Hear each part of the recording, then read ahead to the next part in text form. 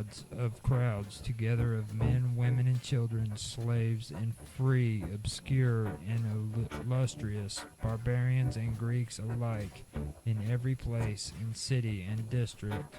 in all nations under the sun, flocked to the teachings of such lessons as we have lately learned, and lend their ears to words which persuade them to control not only licentious actions, but also foul thoughts of gluttony and wantonness in the mind, and that all mankind is trained in a divine and godly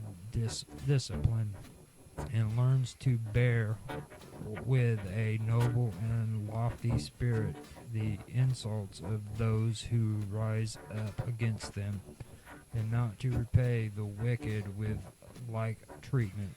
but to get the mastery over anger and wrath and every furious emotion, and moreover to share their passions with the helpless and needy, and welcome every man as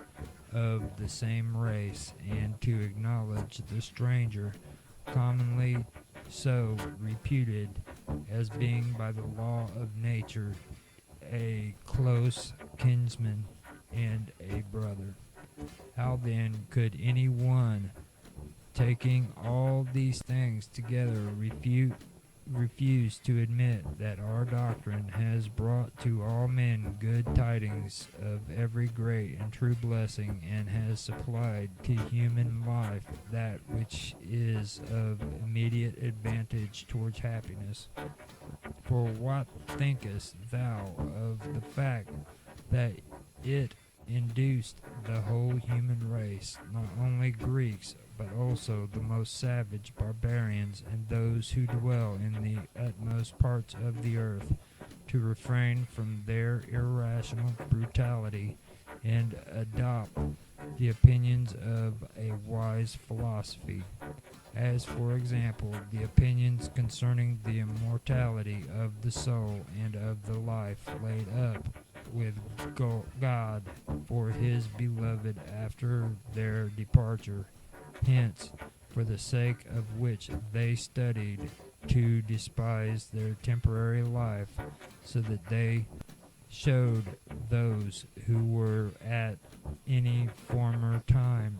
renowned by philosophy to be but children, and that death that was so much talked of and celebrated in the mouth of all philosophers to be a mere trifle, since among us females and young children and barbarians and men apparently of little worth, by the power and help of our Savior, have shown by deeds rather than by words that the doctrine of the immortality of the soul is true. Such also is the fact that all men universally in all nations are trained by our Savior's teachings, and sound the steadfast thoughts concerning God's providence as foreseen by the whole world, and the fact that every soul learns the doctrine concerning the tribunal and judgment of God, and lives a thoughtful life, and keeps on guarding against the practices of wickedness. Chapter 5. But to understand the sum of the first and greatest benefit of the world of salvation, you must take into consideration the superstitious delusion of the ancient idolatry,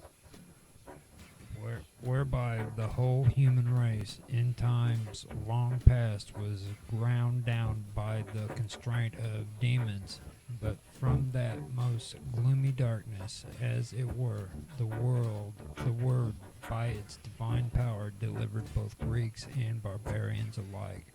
and translated them all into the bright intellectual daylight of true worship of God, and of God the universal King. But why need I spend time in endeavoring to show that we have not devoted ourselves to an unreasonable faith, but to wise and profitable doctrines which contain the way of true religion. As the present work is to be a complete treatise on this very subject, we exhort and beseech those who are fitly qualified to follow demonstrative arguments that they give heed to sound sense and receive the proof of our doctrines more reasonably, and be ready to give an answer to every man that asketh us the reason of the hope that is in us. But since all are not so qualified, and the word is kind and benevolent, and rejects no one at all, but heeds every man by remedies suitable to him, and invites the unlearned and simple to the amendment of their ways, naturally in the introductory teachings of those who are beginning with the simpler elements, women and children and the common herd, we lead them on gently to the religious life, and adopt the sound faith to serve as a remedy, and instill into them right opinions of God's providence and the immortality of the soul and the life of the virtue. It is not in this way that we also see men scientifically curing those who are suffering from bodily diseases. The physicians themselves, having by much practice and education acquired the doctrine of the healing art, and conducting all their operations according to reason, while those who come to them to be cured gives themselves up to faith and the hope of better health, though they understand not accurately any of the scientific theories, but depend only on their good hope and faith. And when the best of the physicians has come upon the scene, he prescribes with full knowledge both what must be avoided and what must be done, just like a ruler and master, and the patient obeys him as a king and lawgiver, believing that what has been prescribed will be beneficial to him. Thus scholars also accept the words of instruction from their teachers, because they believe that the lesson will be good for them. Philosophy, moreover, a man would not touch before he is persuaded that the profession of it will be useful to him. And so one man straightway chooses the doctrines of Epicurus, and another emulates the Cynic mode of life, another follows the philosophy of Plato, another that of Aristotle, and yet another prefers the Stoic philosophy to all, each of them having embraced his opinion with a better hope and faith that it will be beneficial to him. Thus all men pursue the ordinary professions, and some adopt the military and others the mercantile life, having assumed again by faith that the pursuit will supply them with a living. In marriages also, the first approaches and unions formed in the hope of begetting children had their beginnings from a good faith. Again, a man sails forth on an uncertain voyage, without having cast out any other anchor of safety for himself than faith and good hope alone. And again another takes a husbandry, and after casting his seed into the earth, sits waiting for the turn of the season, believing that what decayed upon the ground, and was hidden by floods of rain will spring up again, as it were from the dead to life. And again, anyone setting out from his own land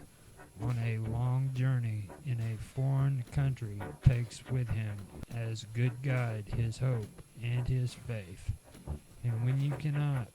but perceive that man's whole life depends on these two things, hope and faith, why do you wonder if also the things that are better for the soul are imparted by faith to some who have not leisure to be taught the particulars in a more logical way,